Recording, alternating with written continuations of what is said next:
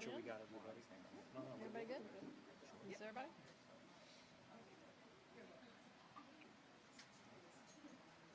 Ready to go? Everyone's ready. We'll get started. All right, I want to thank you all so much for being with us today. We have a very important announcement, I believe, that may assist in the apprehension of the two last remaining at-large inmates. I do want to say a great thank you to the partnering agencies that have worked endlessly to make this arrest happen of the first 8. And we have with us today, of course, State Police, ATF, U.S. Marshals, FBI, LSP, of course, and Homeland Security, and NOPD. So as Crimestoppers, we have been, an active participant in gathering information for many years in the New Orleans area and in the surrounding parishes, actually for about 45 years. And this is a job that we take very seriously, and we also understand the sensitivity when someone reports someone that they know personally with regards to a crime. And since the escape, Crimestoppers has fielded close to 700 tips with regards to the information on the 10 inmates. We actually, at the peak of this, had to add 4 additional lines to accommodate the calls to the call center, the Crimestoppers call center. And I want you to know that we vetted every single tip, prioritized them for the delivery to our lead agency, Louisiana State Police, and the other agency partners that stand with us. We know that we have been told tips assisted in 3 arrests of inmates. In the first tip that came in that led to an arrest, actually the incredible work by this team, that arrest came within 30 minutes of the tip. I can tell you that 3 tipsters will be paid rewards. And again, it's by the work that's been confirmed from the information the community provides from law enforcement. I can't thank enough the LSP Fusion Center, the individuals who we work with, the call takers, who we passed every single tip by. I also can't thank enough my staff and our call center for keeping, staying the course. We know that tips from the public plays an incredible role, and we also appreciate that we have the trust coming to Crimestoppers for those tips. But our work is not done. With 2 remaining inmates, our board, our organization, wanted to stand firm and encourage anyone who might have intimate knowledge of the whereabouts of Mr. Massey or Mr. Groves not to wait, but to contact us immediately. To kind of put a little meat behind that, we wanted to let you know that Crimestoppers today has increased its reward for information that leads directly to the arrest of each of these individuals, up to $20,000. Now with Crimestoppers, we are combining with the ATF, making the reward significantly higher. And you are eligible for the Crimestoppers reward by contacting us directly. With Crimestoppers, you're going to remain anonymous. It's our standard protocols. And we truly hope that with this increased amount, if you have personal knowledge of the whereabouts of these individuals that can help law enforcement make that arrest, to contact us. And again, we can't say it enough, with Crimestoppers, you will remain anonymous. Now, I'd like to have the ATF speak up.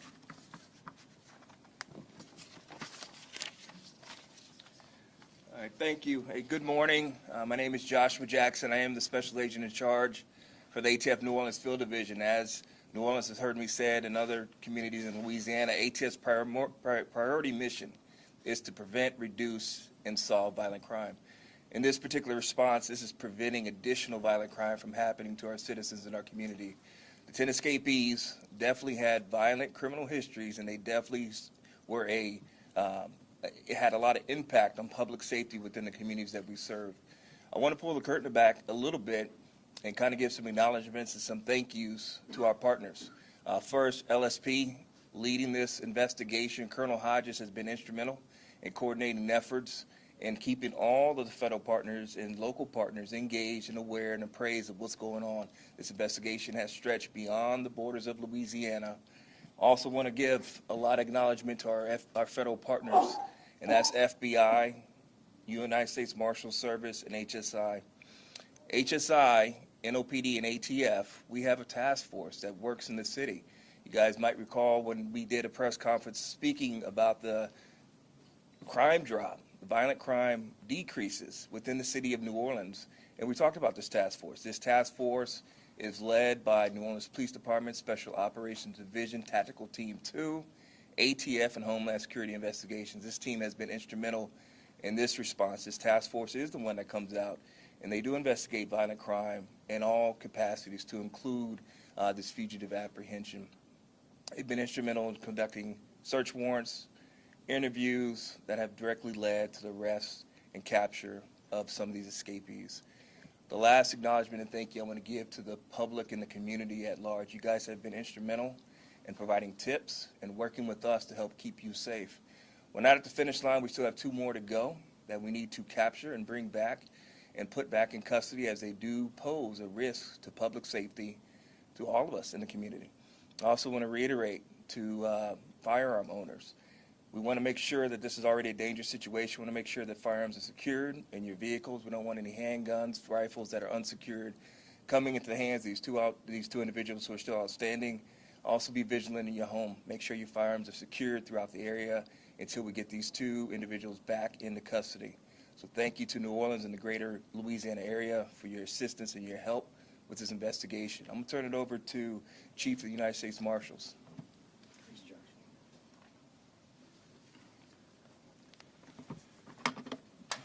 Sorry about that.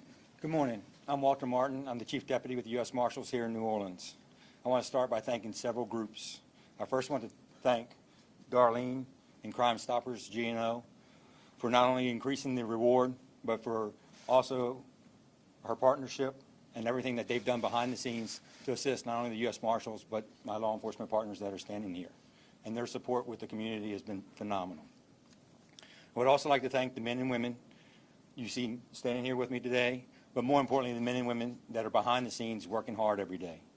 Ever since the escape occurred, they have been tirelessly working, dedicating their time and giving up, sacrificing their personal and professional time to work on finding these escapees. I also want to thank the public for their support, not only of law enforcement, but for providing the tips and the information that is needed to find the escapees. More importantly, I would like to echo what Colonel Hodges has been telling you guys from the start, as well as what our leaders have been saying, that we need the community support. Continue to provide the tips, send them to Crimestoppers, send them to the ATF, to the FBI, to the Marshal Service. We are vetting those tips, and we're using that information to catch the individuals. As you have seen thus far, we've captured 8 of them, and we plan on catching the remaining 2. If you know something, say something. Please contact Crimestoppers, ATF, the Marshal Service, FBI, and thank you for your support. Now I'd like to introduce FBI Special Agent in Charge, Jonathan Tapp. Thank you.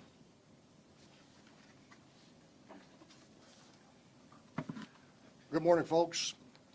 Thank you, Chief. I'm Jonathan Tapp, Special Agent in charge of the FBI here in New Orleans. Today marks day 13 in our search for escapees Antoine Massey and Derek Groves, and we want you to know that we will find them. The FBI remains committed to supporting our law enforcement partners to recapture these dangerous inmates.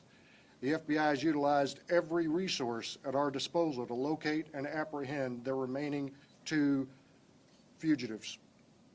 Agents and analysts have been working every day to ensure that credible leads are pursued with urgency. And that's not just here in New Orleans, but across the country. What we need from you, the public, is to continue to give us leads. If you think you've seen either of these men or have any information, call 911, call Crimestoppers, call 1-800-CALL-FBI.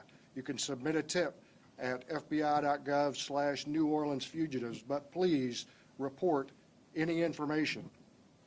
We're also announcing that we, the FBI, are increasing our potential reward per inmate, Massey and Groves, from $10,000 to $20,000 with our partners. We want you to know the FBI handles every lead with discretion, and we do our utmost to preserve anonymity.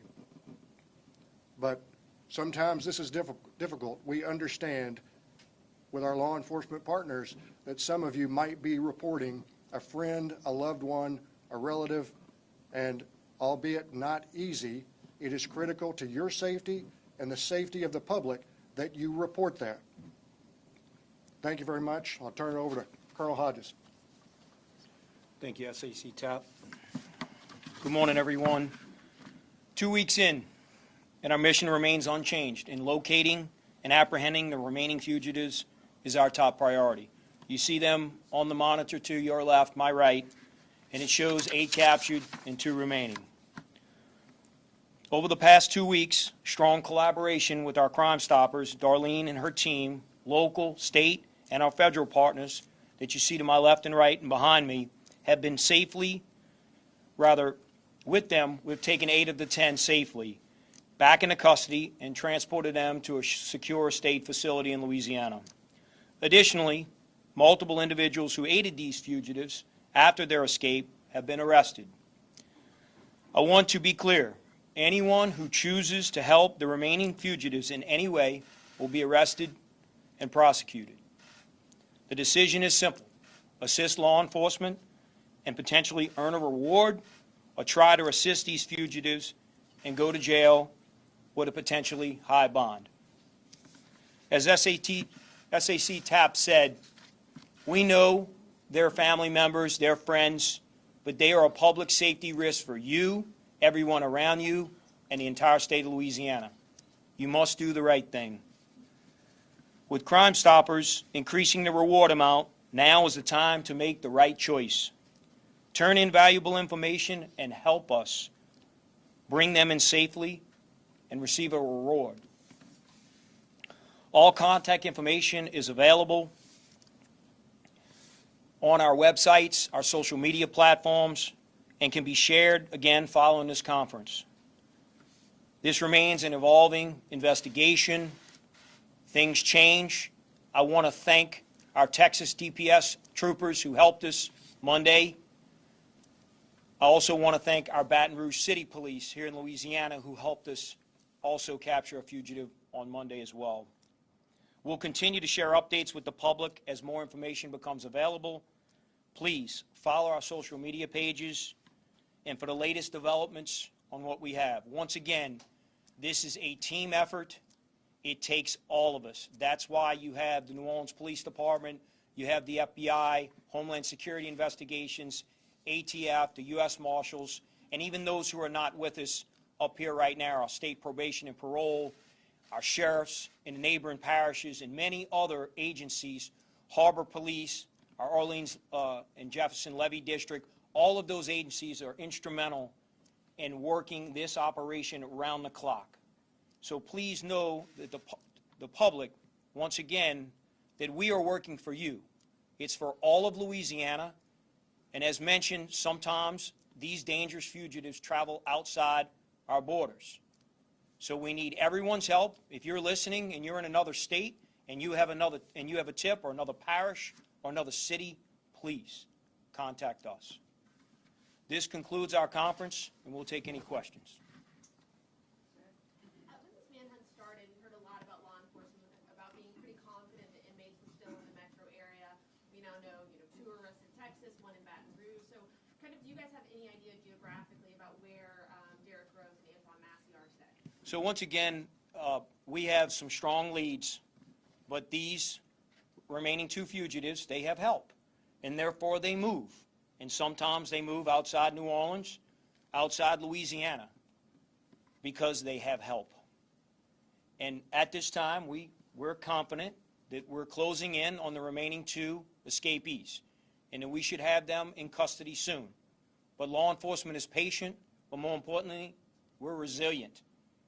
And although they're going to get tired and frustrated as they try to move around Louisiana or move around the metropolitan area, they know the walls are closing in, and very soon we'll have them in custody. So you do think they're in the Louisiana metro area? We're confident that we have strong investigative leads as to their whereabouts. But we still need the public's help, because as soon as we get one lead, then they relocate to another place, whether that's a home or business or public area, and and the information is only as good as the public continuing to call Crimestoppers, ATF, FBI, the State Police Fusion Center, the Marshals Service, HSI, NOPD, all the agencies here. You think it may be something incredibly small, or you may be not certain, just make the call. Let us vet it. Let our team of professionals investigate it, and then it can ultimately confirm what we already know, or maybe new information that provides a different location if, in fact, they left from where we think they are right now. Hi, Katie Royce with CBS News. Something that's come up from our viewers around the country is concerns about, you mentioned loved ones, relatives calling in, making a tough call to provide tips. But some people are concerned, are family members conspiring with these fugitives to receive money, and everyone benefits from the escape? And the second question is, you mentioned 3 tipsters so far have been paid rewards. How much has each person received? So I don't have those exact amounts because there's different agencies involved, but I think I'll let Ms. Costanza speak on the Crimestoppers portion. Okay. So for the Crimestoppers portion, the available funds was $10,000, plus the ATF fund was included with that. And that's strictly on 3 different cases. And as far as rewards that's been paid, we've only paid 1 reward to date. The others will be paid shortly. And as far as the Yes. alleged, conspiracies, concerns about family members benefiting financially from this escape? Well, I think the bigger concern, and I'm not trying to answer your question, is public safety. If you're concerned about your loved one, I can't imagine what it feels like to have to call the police and say, my son is here, my brother is here, my cousin is here, but they are a risk and have proven that they're a risk because they were already incarcerated for charges, violent charges, and now they're escaped. And they have an opportunity to come to court and to, again, well, some of them just need to be relocated, and the sentences have already been done with the remaining 2. But with that being said, I think the public safety is the bigger concern, because once you leave outside of your home, you're around everyone else. And I think it would be unthinkable if these 2 individuals hurt someone else and you knew about it, you would feel really bad. So with regard to the money aspect of it, I just think it's the right thing to do. And if you receive a reward, that's outstanding. That's why we appreciate the partnership with Crimestoppers. But it must lead to an arrest, and we just encourage people to continue calling. Yes, sir. At the peak of this, 700 tips were coming in. Were tips starting to dwindle? Is that part of the reason why the increase in the reward for information leading to an arrest? I would say that any time that more days pass by, the fugitives can have other opportunities because there's more people that can help them. And with regard to obviously the conference was to let them know that there's an increased amount because we know the importance of bringing these last 2 back into custody and the public safety risk. I don't think that the tips have decreased. We hope with these new reward amounts that they increase even more than what we've had. However, they move and they change. So the information that you call and provide is only good for a short amount of time. And therefore, we need additional leads and additional calls and tips to help the public.